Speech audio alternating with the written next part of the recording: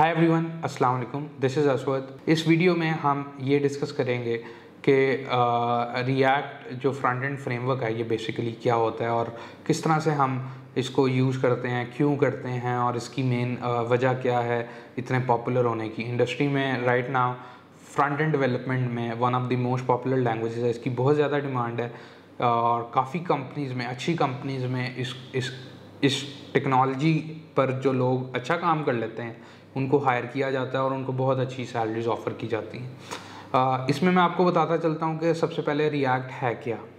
तो react basically एक library है, आप ये कह सकते हैं कि जावास्क्रिप्ट में लिखी गई एक लाइब्रेरी है, जिस तरह जेक्वेरी आपने देखी होगी और भी काफ़ी लाइब्रेरीज़ हैं जो आपने ऑनलाइन देखी होंगी जो आप यूज़ कर सकते हैं स्लाइडर्स के लिए, एनिमेशंस के लिए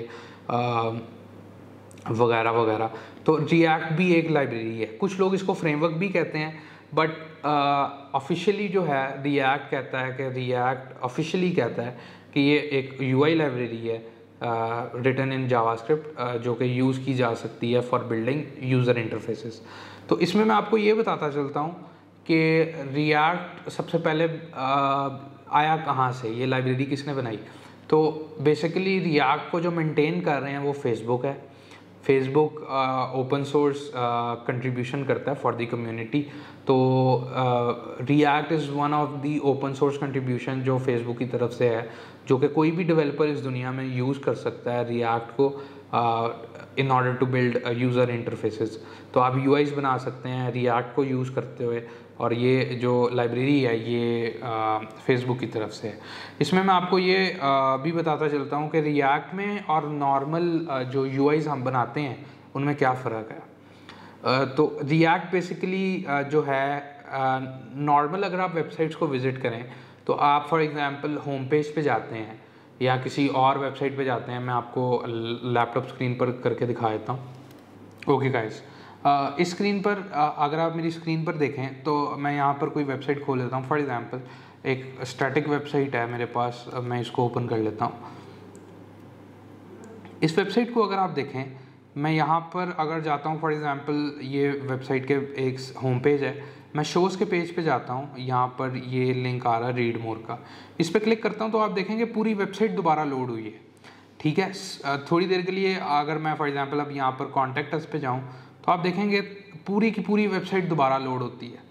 ठीक है, हर चीज़ CSS, जावास्क्रिप्ट, HTML, पूरा की पूरी वेबसाइट दोबारा से लोड होती है। जो भी चीज़ें वेबसाइट पर थी वो रिफ़्रेश हो जाती हैं और आप एक नए पेज पे चले जाते हैं। तो अगर आप रिएक्ट यूज़ कर रहे हैं तो this is going to be different. मैं एक और वेबसाइट खोल लेता हूँ जो कि रिएक्ट पर बिल्ड की गई है। ये एक वेबसाइट है, मैं इसको ओपन कर लेता हूँ जी। इसको अगर आप देखें, ये कोविड-19 ट्रैकर है फॉर पाकिस्तान। अगर फॉर एग्जांपल मैं यहाँ पर किसी और पेज पे जाता हूँ तो आप देखें मेरा लोगो जर्क नहीं किया, मैं किसी और पेज पे जा रहा हूँ तो वो अभी भी उधर ही है। तो पूरा पेज रिफ़्रेश नहीं हो रहा। अगर आप टैब में भी देखें तो वो चीज़ जो है वो रिफ़्रेश नहीं हो रही। यहाँ पर वैसे आइकन आता है रिफ़्रेशिंग का, वो नहीं आ रहा। तो this is the difference between react and normal websites, traditional websites. React basically allow करता है सिंगल पेज एप्लीकेशंस बनाने के लिए। ये जो मैंने आपको चीज़ बताई है ये एक सिंगल पेज एप्लीकेशन का फॉर्मेट था। ट्रेडिशनल वेबसाइट्स में क्या होता था कि आपका पूरा सिस्टम दोबारा से लोड होता था और डेटा नॉर्मली अगर आपने पेज पर कोई एक्शन परफॉर्म किया है या कोई डेटा एंटर किया हुआ है वो गायब हो जाता था। बट रिएक्ट में थोड़ा डिफरेंट तरीके से है। रिएक्ट में जब आप पेज चेंज करते हैं, किसी और स्क्रीन पे जाते हैं, तो आपका पूरा पेज जो है वो रीलोड नहीं होता। सिर्फ मुख्तलिफ कंपोनेंट्स हैं यूआई के जो शिफ्ट हो जाते हैं, गायब हो जाते हैं या स्क्रीन पे अपीयर करने लग जाते हैं। तो this is the difference between react and traditional websites. दूसरा पॉइंट गाइज ये है कि रिएक्ट जो है दैट इज़ अ फ्रेमवर्क और लाइब्रेरी, ऑफिशियली उसको लाइब्रेरी कहते हैं फॉर यूआई। इसके अलावा इसके कंपेटिटर्स में Vue.js है और एंगुलर है। ये तीनों बहुत पॉपुलर फ्रेमवर्क्स हैं फ्रंट एंड डेवलपर्स के लिए। इंडस्ट्री में बहुत डिमांड है इन तीनों के डेवलपर्स के लिए। रिएक्ट जो है इस वक्त सबसे ज़्यादा पॉपुलर है फॉर फ्रंट एंड इंजीनियर्स। तो आप नॉर्मली अगर आप देखेंगे तो रिएक्ट पर आपको बहुत ज़्यादा डिमांड नज़र आएगी। इस वीडियो में भी इस कोर्स में भी हम रिएक्ट ही कवर कर रहे हैं। ठीक है, as a front end framework, और इस पर यह है कि आपको काफ़ी फ़ायदा होगा इसको करके। इसके अलावा नेक्स्ट पॉइंट पे आते हैं कि आपको रिएक्ट क्यों यूज़ करना चाहिए। सबसे पहले ये है कि रिएक्ट को यूज़ करते हुए आपका जो कोड है उसमें रीयूजेबिलिटी और इस तरह की चीज़ें भी बहुत ज़्यादा बढ़ जाती हैं। कोड मैनेजमेंट, और अगर आप फॉर एग्जांपल बहुत बड़ी वेबसाइट बना रहे हैं तो आपके लिए कोड मैनेजमेंट जो है वो बहुत आसान हो जाती है, क्योंकि रिएक्ट में मुख्तलिफ कंपोनेंट्स होते हैं। फॉर एग्जांपल आपकी वेबसाइट पर हेडर है, तो हेडर जो है वो आपके वेबसाइट के तमाम पेजेस या आप स्क्रीन्स कह लें उन पर नज़र आना है। हेडर भी, फुटर भी, मेन्यू वगैरह इस तरह की चीज़ें जो कॉमन है तमाम पेजेस में। रिएक्ट में आप सिंपली एक कंपोनेंट बना लेंगे हेडर के लिए, इसमें कंपोनेंट्स होते हैं, आप अलग फाइल बनाते हैं हर कंपोनेंट के लिए। कंपोनेंट एक यूआई पार्ट होगा, आपकी वेबसाइट का कोई पार्ट होगा। अब हेडर जो है आपने एज अ कंपोनेंट बना लिया, और वो कंपोनेंट जो है वो आप रीयूज़ कर सकते हैं ऑन मल्टीपल स्क्रीन्स। आपके पास 10 स्क्रीन हैं, आप उसी कंपोनेंट को उठा के यूज़ करते रहेंगे। कॉपी नहीं करना, आपको कोड कॉपी करने की ज़रूरत नहीं पड़ेगी, आप सिंपली उस कोड का रेफरेंस, फाइल का रेफरेंस यूज़ करेंगे और वो बाकी की तमाम स्क्रीन्स पर आप उसको दिखा सकते हैं। तो एक तो रीयूजेबिलिटी का बहुत फ़ायदा है जावास्क्रिप्ट रिएक्ट के अंदर। दूसरा फ़ायदा रिएक्ट का ये है कि रिएक्ट के अंदर वही जो आप नॉर्मली जावास्क्रिप्ट लिखते हैं, आप जावास्क्रिप्ट ही यूज़ कर रहे होंगे फॉर डेवलपमेंट। आपको कोई नई लैंग्वेज सीखने की ज़रूरत नहीं है। ये एक बहुत फ़ायदा है रिएक्ट जेएस का। व्यू जेएस में भी आप जावास्क्रिप्ट ही यूज़ करते हैं for front end, but angular में आपको नॉर्मली टाइपस्क्रिप्ट यूज़ करनी पड़ती है। बट अगर आप बात करें रिएक्ट जेएस की, तो नॉर्मल जावास्क्रिप्ट भी उसमें हम यूज़ करते हैं। Normally by default normal JavaScript he use हो रही होती है। तो अगर आपको ऑलरेडी जावास्क्रिप्ट आती है तो आपके लिए रिएक्ट सीखना ईजी होगा, ठीक है। इसके अलावा अगर हम बात करें तो रिएक्ट का और भी फ़ायदा यह है कि डायनामिक यूआईज़, जिस तरह हमने पहले बात की पिछली सेकंड वीडियो में, कि जो हमारे यूआईज़ होते हैं वो डायनामिक भी होते हैं। जैसे कि फॉर एग्जांपल अगर आप लॉग्ड इन हैं तो आपको फेसबुक की अगर हम बात कर लें, आप अपना अकाउंट लॉगिन करते हैं तो फेसबुक के ऊपर जो आपको चीज़ें नज़र आएंगी, न्यूज़ फीड जो टाइमलाइन आ रही होती है, उसमें आपको वही चीज़ें नज़र आएंगी जो आपके फ्रेंड्स ने आपके साथ शेयर की हैं, या ऐसी चीज़ें नज़र आएंगी जो आप फॉलो कर रहे हैं जिन लोगों को। तो that is a dynamic UI. जो चीज़ आपके लिए है वो किसी दूसरे यूज़र के लिए सेम नहीं हो सकती, ठीक है। कोई दूसरा यूज़र लॉगिन करता है तो उसके लिए चीज़ें डिफरेंट नज़र आएंगी, उसके फ्रेंड्स डिफरेंट हैं, वो जिन लोगों को फॉलो कर रहा है या जो उसके इंटरेस्ट हैं, उसको जो एड्स नज़र आ रहे होंगे वो डिफरेंट हैं। तो that is the difference between के यूज़र्स जो हैं वो डिफरेंट तरीके से यूआई देख रहे होंगे। ये बेसिकली डायनामिक यूआई होता है। स्टैटिक में मैंने आपको पहले बता दिया कि नॉर्मली ओवरऑल जो चीज़ है तमाम यूज़र्स के लिए वेबसाइट सेम रहती है, अनलेस आप कोड चेंज करें, आपको कोड चेंज करना पड़ता है। बट डायनामिक यूआईज़ में आपको कोड नहीं चेंज करना पड़ता, आप कोड एक ही दफ़ा लिखते हैं, बट वो जो कोड में जो डेटा नज़र आ रहा है वो डेटा आपका डायनामिक होता है, ठीक है। इस पर हम और डिटेल में जाएंगे, आपको बेहतर समझ आ जाएगी।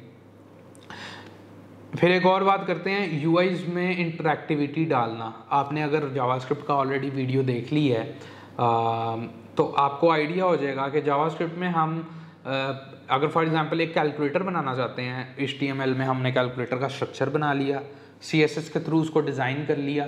अब हम जावास्क्रिप्ट के थ्रू चाहते हैं कि जब कोई बटन पे क्लिक करे तो फॉर एग्जांपल मैं 2 पे क्लिक करता हूँ तो 2 का नंबर स्क्रीन पे लिखा आ जाए। 3 पे क्लिक करता हूँ, आप फॉर एग्जांपल एक डिजिटल कैलकुलेटर बना रहे हैं बट विद अ कीबोर्ड, और कीबोर्ड भी डिजिटल है, ठीक है। आप अगर इस तरह का बना रहे हैं तो HTML में स्ट्रक्चर, CSS में डिज़ाइन, जावास्क्रिप्ट के थ्रू आपने फंक्शनैलिटी डाल दी कि जब बटन 1 पे क्लिक हो तो ये हो जाए, 2 पे क्लिक हो तो ये हो जाए, स्क्रीन पे 2 लिखा आ जाए, फिर आप प्लस के बटन पे या =2 के बटन पे दबाएं तो उनका टोटल हो जाए। तो इस तरह की चीज़ अगर आप नॉर्मल जावास्क्रिप्ट में करते हैं तो डॉम के थ्रू आपको बहुत ज़्यादा मैनिपुलेशन करनी पड़ेगी। डॉक्यूमेंट ऑब्जेक्ट मॉडल का यूज़ करते हुए बहुत ज़्यादा आपको जावास्क्रिप्ट लिखनी पड़ सकती है। आप पहले डॉक्यूमेंट फॉर एग्जांपल आप सबसे पहले 2 का बटन या 3 का, 4 का, 5 का, इन बटन्स पर इनको पहले गेट करेंगे using gate element by ID या क्वेरी सिलेक्टर। उस पर आप इवेंट लिसनर ऐड करेंगे, फिर उसके अंदर सारी लॉजिक लिखेंगे, तो बहुत ज़्यादा आपको कोड लिखना पड़ेगा। बट अगर आप रिएक्ट यूज़ कर रहे हैं तो उसमें रिएक्ट आपके लिए इस तरह की चीज़ें, इंटरैक्टिव यूआईज़ बनाना बहुत आसान कर देता है using something we call state. उसको स्टेट कहा जाता है। उसके थ्रू बहुत आसान कर देता है, इवेंट हैंडलिंग बहुत आसान हो जाती है। तो रिएक्ट को जब हम कवर करेंगे तो आपके लिए डायनामिक और इंटरेक्टिव यूआईज बनाना आसान हो जाएंगे, आपको कम कोड लिखना पड़ेगा एक कैलकुलेटर फॉर एग्जांपल बनाने के लिए या उस तरह के मुख्तलिफ कॉम्प्लेक्स कंपोनेंट्स बनाने के लिए, ठीक है। इसके अलावा react performance point of view से भी बहुत अच्छा परफॉर्म करता है यूआईज में। This is one of the benefits. वो एक वर्चुअल डॉम यूज़ करता है, उसकी डिटेल में हम जाएंगे लेटर ऑन, अभी ज़्यादा इंपॉर्टेंट नहीं है। बट रिएक्ट की परफॉर्मेंस भी अच्छी है, इस वजह से फ्रंट एंड पर काफ़ी रेकमेंड किया जाता है और पॉपुलर भी है, ठीक है। और सबसे लार्ज फ़ायदा, इतना पॉपुलर हो गया है जब से लॉन्च हुआ है, इतनी डिमांड है और इतने इसकी अच्छी कैरियर ग्रोथ है कि लोग अब इसको सीखते हैं और इस पर बहुत ज़्यादा काम कर रहे हैं, इस पर काफ़ी ज़्यादा प्रोजेक्ट्स भी बनाए जा रहे हैं। तो that is one of the reason के रिएक्ट पॉपुलर क्यों है। ओके, इसके अलावा गाइस दूसरी चीज़ ये है कि जब हम रिएक्ट पे काम कर रहे होंगे तो हमें कुछ चीज़ें हैं जो पहले से हमारी अंडरस्टैंडिंग उन पर होनी चाहिए। एक चीज़ ये है कि आपको HTML लाजमी आनी चाहिए, HTML इज़ वेरी इंपॉर्टेंट। इस पर एक वीडियो हम जिसका मैंने पहले फर्स्ट वीडियो में बताया था, ज़ेवन सोल्यूशन से ही एक मेरे कोलीग हैं जो फ्रंट एंड इंजीनियर हैं, काफ़ी एक्सपीरियंसड हैं in React as well as HTML, CSS, JavaScript और काफ़ी अदर फ्रेमवर्क्स के अंदर।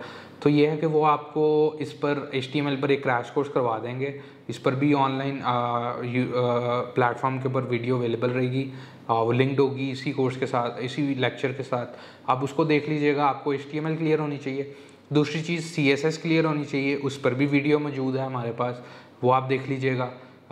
वो भी उन्हीं कोलीग ने रिकॉर्ड की है। तो आपको CSS क्लियर होनी चाहिए।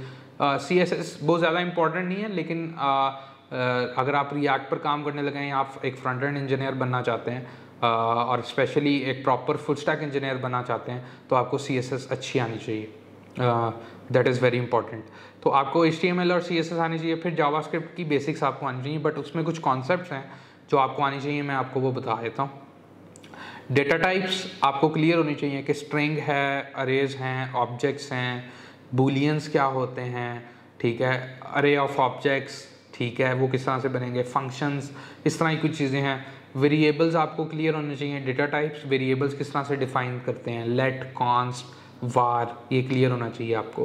फिर फंक्शंस किस तरह, किन तरीक़ों से बनाए जाते हैं, फंक्शंस बनाने के मुख्तलिफ तरीके होते हैं, ये भी आपको क्लियर होना चाहिए जावास्क्रिप्ट में। अगर आपको सारा कुछ क्लियर नहीं है तो नो प्रॉब्लम, हम इसमें मैं जब वीडियो में आपको ये कॉन्सेप्ट्स यूज़ कर रहा हूँ तो आपको एक दफ़ा दोबारा एक्सप्लेन कर दूंगा कि फॉर एग्जांपल फंक्शन में अगर बनाने लगा हूँ तो मैं आपको बता दूंगा कि फंक्शन इस तरह से बनाया जाता है और क्यों इसको यूज़ किया जाता है। लूप्स का आपको पता होना चाहिए, मुख्तलिफ़ किस्म की लूप्स होती हैं रिएक्ट जावास्क्रिप्ट के अंदर, जावास्क्रिप्ट के अंदर आप for loop, while loop, for each, ठीक है, डू वाइल, इस तरह की मुख्तलिफ लूप्स हैं जो आपको पता होना चाहिए। बेसिक लूप्स का आपको आइडिया होना चाहिए, हम वीडियो में भी कवर करेंगे उनको। फिर आपको प्रोमिसेस और एसिंक्रोनस प्रोग्रामिंग की कुछ आइडिया अगर हो तो बेस्ट है, अगर नहीं भी है तो कोई प्रॉब्लम नहीं, हम वीडियो में कवर कर रहे होंगे आगे फर्दर वीडियोस के अंदर। जैसा मैंने पहले कहा, अरे डेटा स्ट्रक्चर्स, डेटा टाइप्स जो हैं उनके बारे में आपको आइडिया होना चाहिए। इसमें अगर फॉर एग्जांपल मैं अरे की बात करता हूँ तो अरे के कुछ मेथड्स हो सकते हैं, for each, map, in functions का आपको थोड़ा बहुत आइडिया होना चाहिए। बट जैसा मैंने पहले कहा है, वीडियो में हम उनको भी डिस्कस करेंगे साथ साथ। उसके साथ साथ आपको एजैक्स का पता होना चाहिए कि API रिक्वेस्ट, HTTP रिक्वेस्ट किस तरह से भेजते हैं यूजिंग जावास्क्रिप्ट। फिर आपको जावास्क्रिप्ट में जो अगला कॉन्सेप्ट है आपको एजैक्स का आइडिया होना चाहिए। फेच API या एक्सियोज आपको आइडिया होना चाहिए कि HTTP रिक्वेस्ट किस तरह से भेजते हैं। तो अगर आपको उसका आइडिया होगा और ये कुछ कॉन्सेप्ट्स हैं, वैसे तो जब हम HTTP रिक्वेस्ट इसमें भेज रहे होंगे कोर्स में तो उसमें मैं आपको और भी एक्सप्लेन कर दूंगा। बट अगर आपको ये जो मैंने टॉपिक्स अभी आपको लिस्ट डाउन किए हैं, इनमें से कुछ टॉपिक्स आपको अगर क्लियर हैं, नेक्स्ट वीडियो में हम बेसिकली शुरू करेंगे React.js और हम UIs बनाना शुरू कर देंगे। That's it for this video guys. Thank you very much. Allah Hafiz.